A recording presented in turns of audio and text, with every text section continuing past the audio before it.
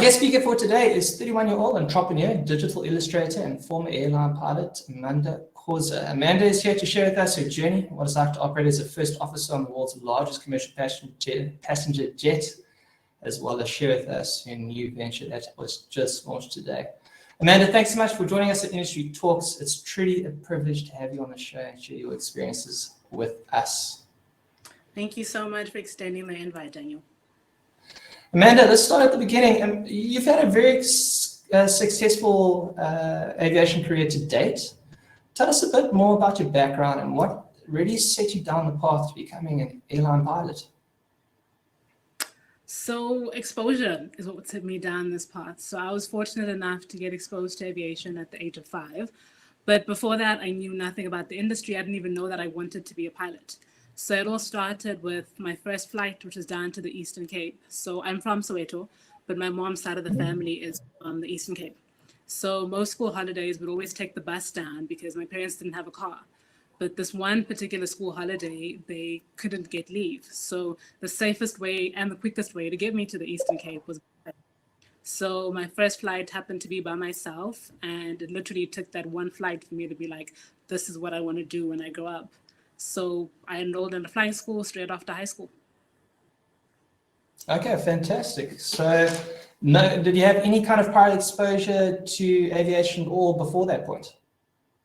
No, I didn't. I mean, I knew that I wanted to be a pilot from that point on, but I had no idea what I was going to study in. I didn't know any pilots. I knew nothing about the industry, not until grade 9.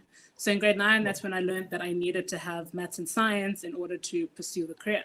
So those are the subjects that I chose in grade 10. It was only in grade 11 where I applied for, I don't think it's around now, but there used to be something called the Cell C Take a Girl Child to Work Day. Okay. So I applied for that program and I got sent to a flight school for the day. So I spent the day at Lanseri Airport, and that was the first time I actually had exposure to a training environment and what it was like and what I was going to be training on. It was the first time I learned about a PPL and a CPL and just the whole process of what it would take for me to become a commercial pilot.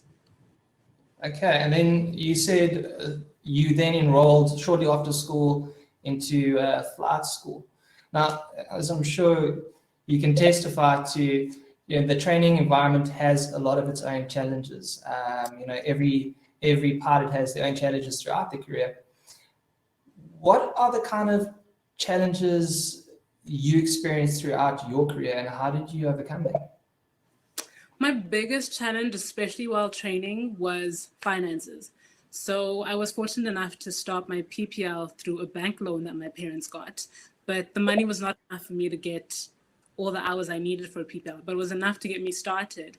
And that's all I needed. I felt like I just needed a foot in the door, and sure. I'd figure that. So the biggest challenges just stemmed from the fact that I wasn't flying constantly. So every time I did have to go back to flying, there'd always have to be a remedial lesson before I could carry on, because the training gaps were just so vast.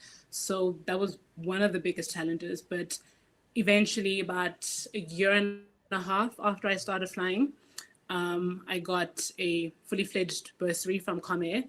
And before that, I was actually working as an ops cadet. So I was able to resign and become a full-time flying student. And it was just the best thing that could honestly happen to me. So all the issues and problems I had just felt like they melted away once I had that full-time funding. Okay.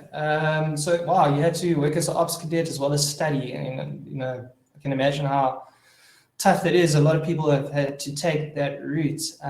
Once you completed your commercial pilot's license, a lot of people end up in a situation where, you got to land that all-important first flying job. Was it a case for you as soon as you got out of flight school, or were you offered an instructor position, or what was the way forward for you after that point? Okay, so the bursary that I was on was just up until my commercial license. So as soon as I got that blue book, I was on my own, which meant I didn't have money yet again in order to do my instructor's rating or any other rating. But I got my COM in 2010, and I started job hunting when the market was much like it is now, where there was just so many things happening that weren't favorable to fresh COM pilots. So unfortunately, I job hunted for almost 2 years. And in that time, I sent my CV everywhere. I even went to Maun to go try to be a bush pilot. So I stayed up there for a while. And eventually, when nothing was working out, I decided to apply for an ops job because, and as much as I couldn't get into a flying job, I still wanted to stay in aviation. So Sure. about a year and a half, I think, after my com, I got an ops job at Kome.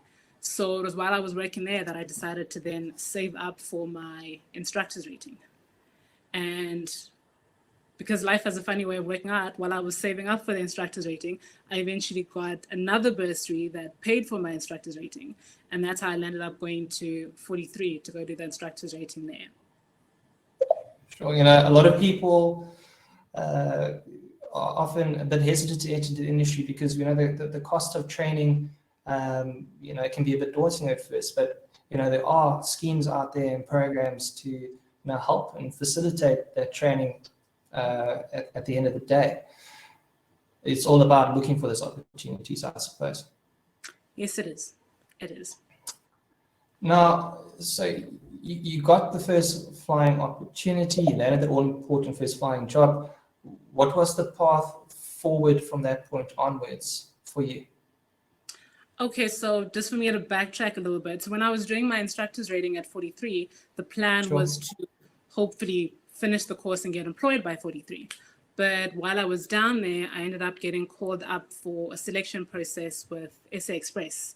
So at the end of my instructor's rating, I did eventually get the job offer from 43, but I also got the job offer from SA Express. So I decided to take the Express job over the instruction job. That ended up then being my first flying job. So I stayed at SACS for about 4 years. And then after SACS, I went to SAA for about 2.5 years. And then from SAA, I left that to go to... Before we touch on heading to SACS and what platforms you operate there, can you tell us more a bit about MCC and what the importance of that is for operating in a commercial operational environment? Oh, well, it was very, very informative and appropriate course for me to do, seeing that I'd be going into a multi-crew environment. So the thing is, with all your training, it's all single pilot work where everything you do is just you with the help of your instructor. But once you go into an environment, especially like an airline where everything is done as a team, it just helps link those gaps so that you know what it's like to bring CRM into the equation. You know what it's like to work with people's personalities, and you know what it's like just to work together in a crew environment. So the course was very, very beneficial. Given when I got into SACS, they had their own version of it that you do as part of the course. But it was just beneficial for me to go into that setting, having done the background of the MCC course at 43. So do you feel that doing the MCC program prior to going to SACS almost kind of gave you an advantage already or prepared you for what was coming in terms of the multi-crew platform that you're operating? Oh yeah, definitely. It just helps, especially with that mind shift of going from a single pilot ops into a multi-crew environment. Okay. Now to touch on SACS, what platforms did you end up operating there? So when I joined SACS, I started off on the Dash AQ400, and then I moved on to the CRJ200. And by the time that I left, I was flying the CRJ200 and the CRJ700. Fantastic. And did you find the transition from a turboprop aircraft onto a civilian commercial jet to be challenging based on the experience that you had previously, or because of the experience you gained on the Dash, you found it to be more seamless? Given they're very different, but I think because my transition was from a Dash and not any other turboprop, the transition was not that bad. I mean, the Dash is a very sophisticated turboprop, so the systems are very on par with the stuff that the CRJ had. So it was just getting used to the jet part of the aircraft. But luckily, because it wasn't my first airline type rating, it was an easier transition than if it had been some other turboprop going on to the CRJ. So did you find the jet itself handled differently to the Dash 8? Yes. But the funny thing is they even handle differently to each other. I mean, the CRJ200 handles nothing like the 700. So that was always interesting, especially when it's a common type when you're basically flying one after the other. Obviously, usually not on the same day, but just that mental shift of knowing that, okay, today's a 200, but tomorrow's a 700, and there are differences. But I thoroughly enjoyed both.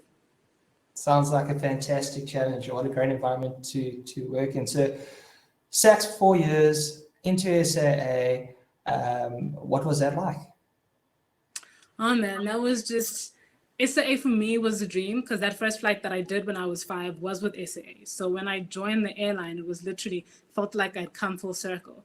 So I was fortunate enough to join on the domestic and regional fleet. So I joined straight onto the 320. And it's only a couple of months later that I did my P3 conversion onto the 340. But in the time that I was there, I thoroughly enjoyed the flying. All right, so 320, 340, great experience in the Airbus, flying long haul for the very first time. That must have been an experience moving out of, say, the domestic operation to long haul as a relief pilot. What was that experience like for you? In the beginning, it's tiring. It's because you have to manage your sleep patterns, but also because on the domestic fleet, my longest flight was probably 4.5 hours one way. I mean, you could do 8 hours if you end up doing a Nairobi and back, but at least you got that stop in between. So to just go from that and straight into like a 14-hour flight to Perth, ooh. So a couple of P3 flights were definitely hard on my body, where personally, I don't like flying at night because I'd rather be sleeping. So just coming into it, knowing that it's not something I personally enjoy, that was always a transition. But you kind of get used to it sometimes. I know some people struggle depending if you're flying east to west. People always have a preference where their body recovers easier with one of the two sides. But for me, because I'd always wanted to be a long haul pilot, it was just managing that aspect of it that was the hard part. But once you got around that and you kind of just learn to, when it's your time to sleep, you sleep, and it gets better from there. Okay, so you mentioned that specifically, though it's quite hard on the body, everyone has their preferences or leg to fly. You said you always wanted to be a long haul pilot. Yeah. Why specifically long haul, not domestic? So part of the reason I wanted to be a pilot was for the traveling. And before SA, I felt as though I'd seen so much of South Africa that I was ready to see the rest of the world. And the only way I could get to do that was long haul flying, or else I'd have to be paying for my own tickets. So because traveling was always something that I wanted to do, I enjoyed that perk of the job. So that's why long haul flying was always the ultimate goal. So combining your passion of flying with your passion of travel, what a fantastic opportunity. And we know the current circumstances surrounding SA at the moment, but you mentioned that you were at SA for 2.5 years, and then you decided to head towards the Middle East. What was the draw for the Middle East for you, particularly to Emirates? Had you always wanted to operate there, or what was the motivation to go to that part of the world and operate in that environment? So Emirates has definitely always been at the top of my radar. But when I joined SAA, I didn't think I'd leave so soon, because it's one of those companies where I felt like I'm good here. I could tear up my CV and probably retire here. But after a while, I felt as though I needed the change in order for my own personal growth. So luckily for me, when this decision was coming up, was also the time where SAA was opening up contracts to its pilots, where you could decide to take unpaid leave for 5 years and go wherever in the world. And then after that 5 years, you could choose to come back or stay. So I thought that was just the perfect opportunity at the time, because I'd get to satisfy this craving I had of seeing the rest of the world. But then 5 years later, if I wanted to, I could always come back. But life didn't quite work out like that, because when I eventually received my offer of employment from Emirates, SAA said to me they wouldn't let me go on contract anymore. So that was my, okay, let's sit down and rethink your life. How badly do you want this? And are you willing to give up SAA to do it? And it wasn't an easy decision, but I was willing to give up SAA for what I thought would be beneficial for my career. And that's why I ended up leaving. A tough decision to make, but you wanted to be at Emirates, top of the radar. You ended up. Well, let's first talk about the interview process. You would have gone through a number, I imagine, SACS, SAA. into Emirates. Did you find the interview process at Emirates any different to, say, what you'd experienced at SA and SACS, or was it very much along a similar line? It's along a similar line in terms of airlines generally do the same things for the selection. So you will do psychometrics, you'll do a medical, you'll do an interview, and everything is usually broken up into stages. But for me, Emirates was far more stressful because everything is compacted into 1 week. So where my previous selection processes, everything was spread out, with Emirates, because they fly you to Dubai for the selection process, everything has to happen back to back. So you go through whatever's on the agenda for that day, and at the end of the day, you get told if you've been successful or not. So you have to basically pass each day before you move on to the next part of the selection. So, and as much as being in Dubai was amazing, I didn't get to experience it because that whole week I was just stressed. Can imagine. It sounds like quite a jam-packed program, and a lot of pressure to handle on a day-to-day basis, with every day being a different kind of challenge entirely, you know. Now, when you went into Emirates, of course, vast fleets of aircraft, mixed fleet between Emirates, between Boeing and Airbus. You coming from the Airbus, you specifically want to head on to the Airbus fleet, i.e. the A380 in particular, or was that just assigned to you based on your previous experiences? So I did want to go onto that fleet. So during my interview, they did ask which fleet I'd like to be on. So even though they posed the question, it doesn't necessarily mean you'll get the fleet that you want, but I did want to go into the 380. And you only find out which fleet you're on when you officially receive your offer of employment. So luckily, when the email came, I was assigned to the 380. Now, you got the aircraft you want, A380, largest commercial passenger jet currently in the world.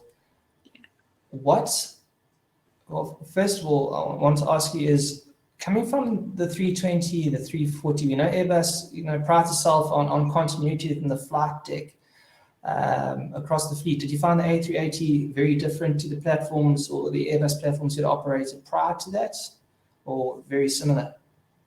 Well, Airbus got it right in terms of they really do keep the commonality between all their fleets. So the philosophy is the same and the buttons move the same way and everything is in the same place. But the 380 did handle very differently to everything else that I had flown before.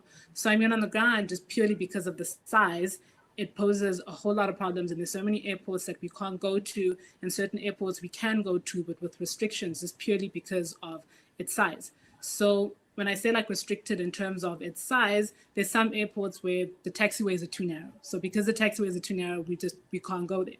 And then there's certain airports where they'll build a section just for the 380, which means it's the only place we can go and park. So if we happen to, Lord forbid, but you get lost and land up in some part of the airport that you're not supposed to be in, then be stuck there. Yeah. So just the size in itself was just a whole thing to navigate on its own. But once it's in the air, surprisingly enough, it flies more like a 320 than a 340. Oh, wow. Yeah. So in the air, you honestly forget how big it is. You only get reminded when it's time for landing, because it honestly lands nothing like a 320. And that's just purely because of momentum.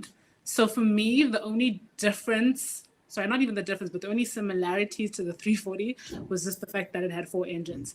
But the handling characteristics were very different. And I mean, it also has to do with the size. The 380 is bigger, but the 340 is longer. So really just those two things affect stability and they affect how everything handles. I'm actually quite surprised you say that the 380 handles a lot more, handling characteristics a lot closer to the 320. I never would have envisioned that at all. And what a marvel of engineering. Yeah. Now, you're back in South Africa currently for the time being. Yes, I am. So I happen to be a casualty of COVID.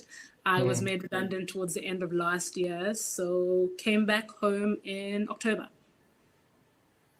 I'm very sorry to hear that. The industry is as we know, it's undergoing a difficult cycle at the moment.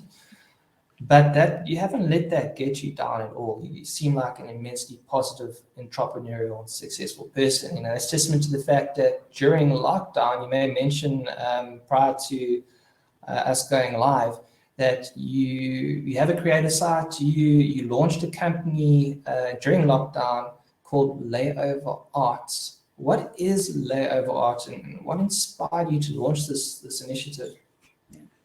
So I've always had an entrepreneurial spirit, and I've tried other businesses before Layover Art, but I think my biggest mistake was the fact that I didn't think long term. So I didn't think about how my businesses would affect my flying or how my flying would affect the businesses. And at the end of the day, flying would always come first for me. So it came to a point where I had to choose between the business and flying, and I always chose flying. So when it was time to lay over art, I've always been an artist. So I've been drawing since high school, but it was only last year where I decided to transition to digital art. And it was through that platform that I decided to start selling my art and art curated products.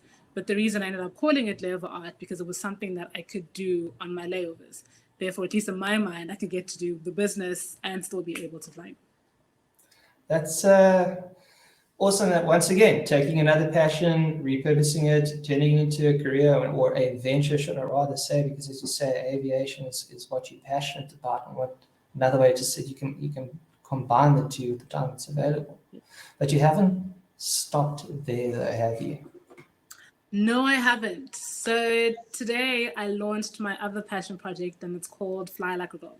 So Fly Like a Girl, funny enough, has been in the works for a while, but I guess this is then the silver lining for me when it comes to COVID, because it officially gave me the time to just sit down and work on it full time. So since about middle of last year, I've just been working on the whole concept and trying to finalize everything. And it finally came to life today. So I launched my website, which you guys can go check out because it's www.flylikeagirl.co.za.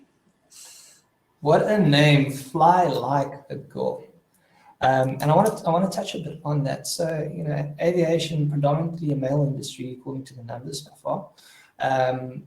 Why do you think that happens to be the case, and what can be done to attract more females into the industry itself? So since about 2009, I've been involved in a lot of outreach projects with NPOs, and we do a lot of community work with teenagers and kids. And obviously by this stage, I'm already a commercial pilot, so I always bring that into the outreach work that I did.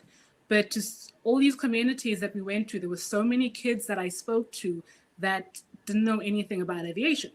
So, I mean, if you go to a community and you're there to encourage people to potentially be pilots, to just consider a career in aviation, but they've never even seen a female pilot. So for them, the concept is far-fetched if they've never seen anyone that looks like them. And there you are telling them, oh, you should consider doing this.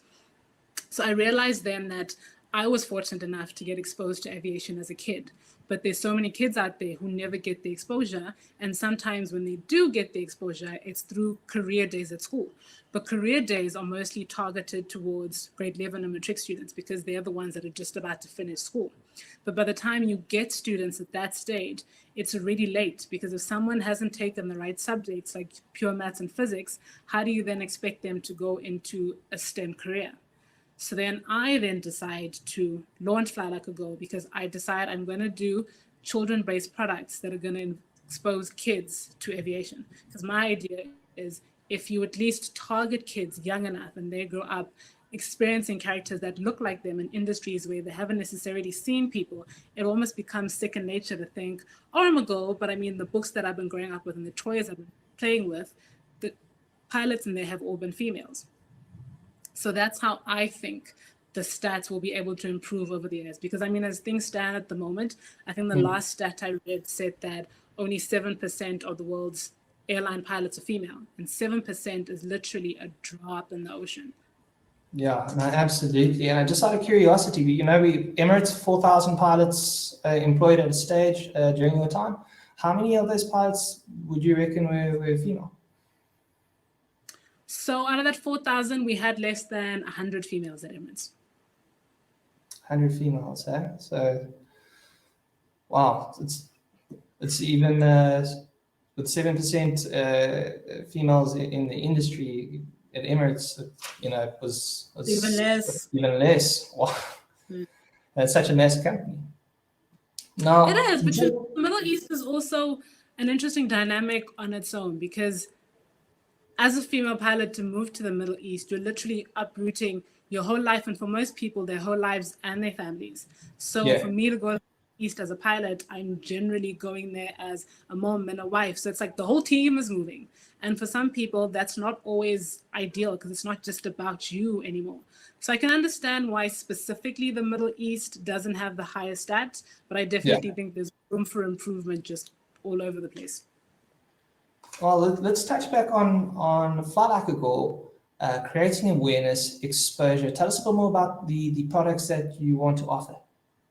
Okay, so I've started off with 2 launch products, and one is a set of puzzles. So the puzzles are a variety of puzzles. I have about 12 designs, and they are variety of them, actually. There's some that's got to do with aircraft, some have got to do with helicopters. Others are showing you different parts of the plane, and you can attach the names to it. But the product I'm most excited about is my children's logbook. So in as much as pilots have logbooks, I decided to create a logbook for children. And it's designed for them to use when they go flying themselves. So each time a child goes flying, if the child is not old enough to fill the book out themselves, then the parent will fill the book out, and you get to keep a record of the flights that the kid does. But there's also a section where the flight crew can fill in a message. And most airlines have a policy where the kids can come in before and after the flight. So the idea is that you give the book to the cabin crew to pass it on to the pilots to fill out, and then the kid can go collect the book at the end of the flight. And you get to meet the pilots, you get to see the flight deck, and the exposure begins like that. What a fantastic idea, and what an incredible product. I wish I had access to something like that when I was young. It would have been an incredible experience, and what a way to keep great memories and stoke that passion. Now, you've had an incredible journey so far, and you've achieved so much both in aviation and in your private ventures. What's in store for you for the future?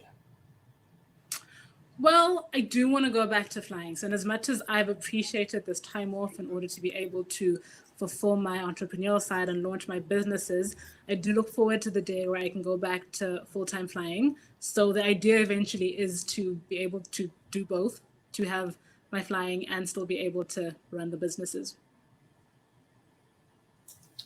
Okay. Well, it looks like it's something that if anyone can manage, it's definitely you to manage those passions. And I must commend you on what you've done in the industry so far. It's really inspirational. I'd like to just take some questions from our chat box, and let's see what the viewers have to say.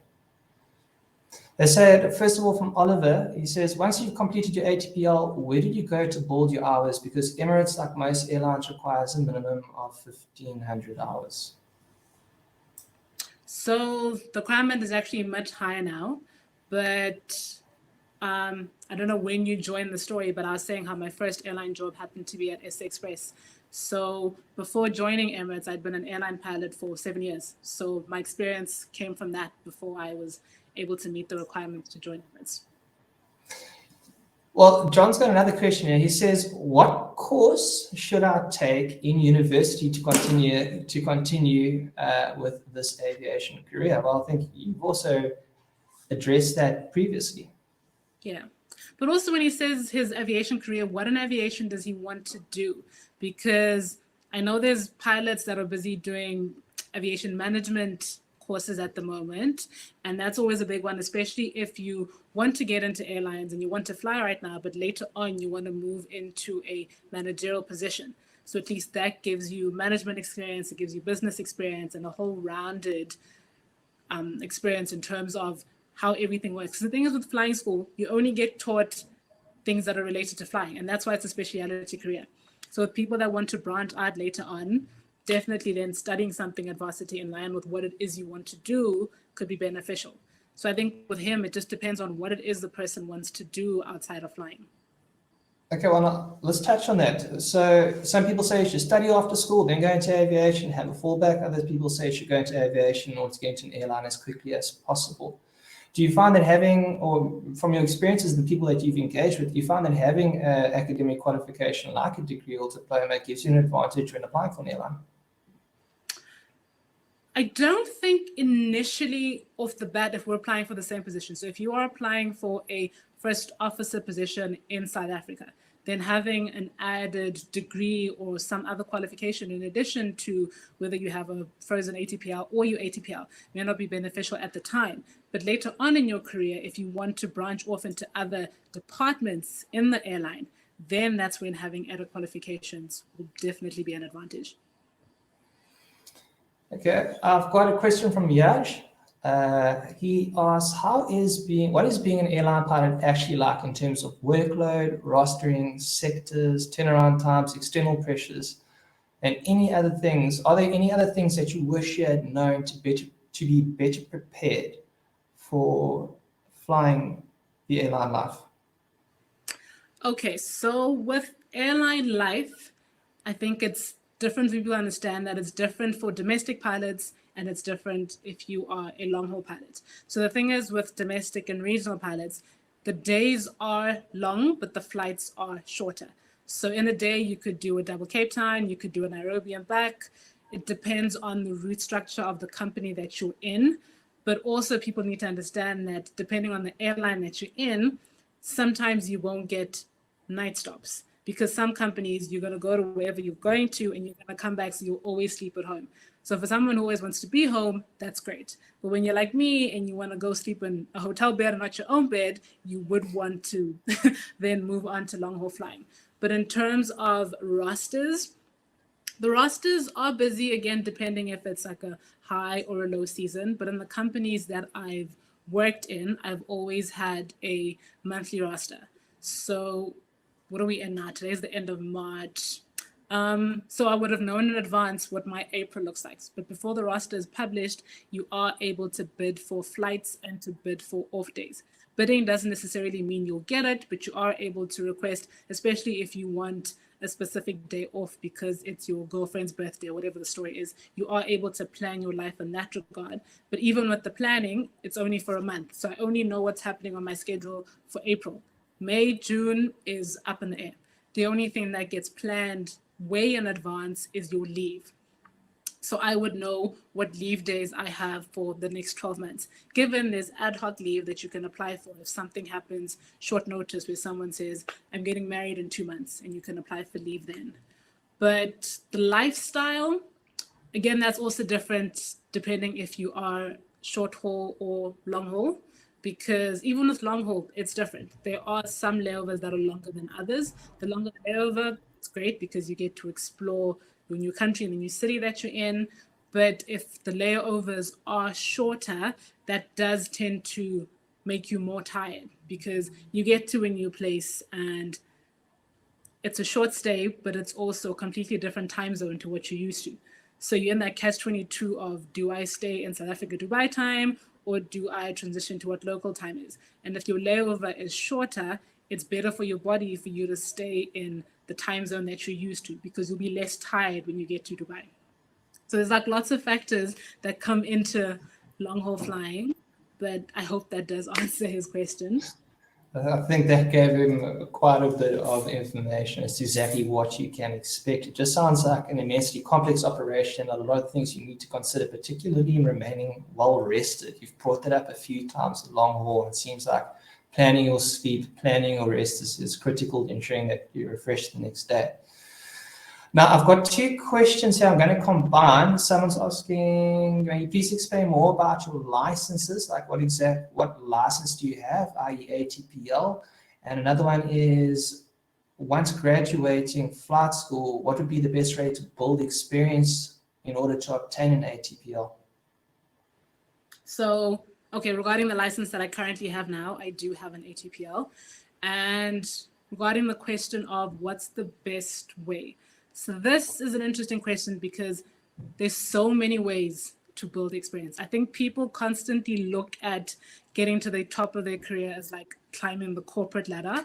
But in aviation and a lot of other industries, the corporate ladder is more like a jungle gym where there's so many different ways and so many different things that you climb through and run through in order to get to where you want to be.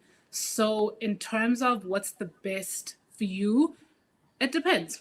Because for some people, it is instruction and they get to stay in instruction long enough to get their ATPs. But some people aren't cut out to be instructors because it's something that they're not interested in doing. And for them, they could look into going into charter companies or bush flying or corporate flying. It all just depends what it is you want to do, but also what's available at the time.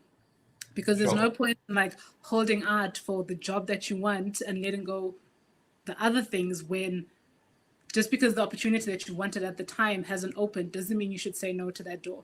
I think people are just very quick to block things out because I don't think it's for me, but you haven't really given it a shot. I like that analogy. It's not climbing a corporate ladder, it's a jungle gym and opening yourself up to any opportunity that comes your way. And I think it's an invaluable piece of advice anyone could take. One last question before you wrap up.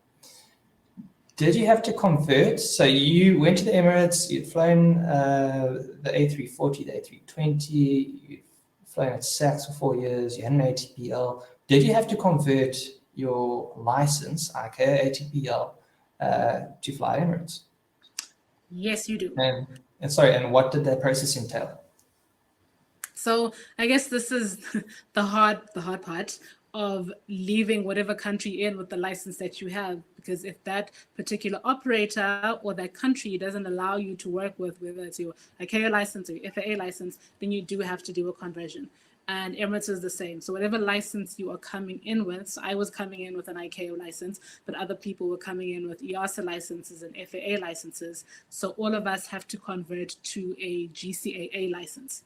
So luckily with Emirates, it's just the one exam where you have to write AIRLAW. So it's the AIRLAW exam and your type rating, regardless of whether you're going to be on an Airbus or a Boeing fleet, and that is your license conversion. Fantastic. So more steps and hoops to jump through in order to get the position. Yeah. Amanda, I just want to say thank you very, very much for your time today. It's been great to hear your journey, your story, your career to this point, flying the A380 at Emirates, and just hearing about your life, your career to date, as well as the new business ventures, particularly Fly Like a Girl. If you haven't heard, has launched today. And just again, if people want to check out Fly Like a Girl, where can they go? If you guys want to check it out, the website is www.flylikeagirl.co.za. Fantastic, everyone. And Amanda, thanks again, everybody. That's it for today's PTC Industry Talks.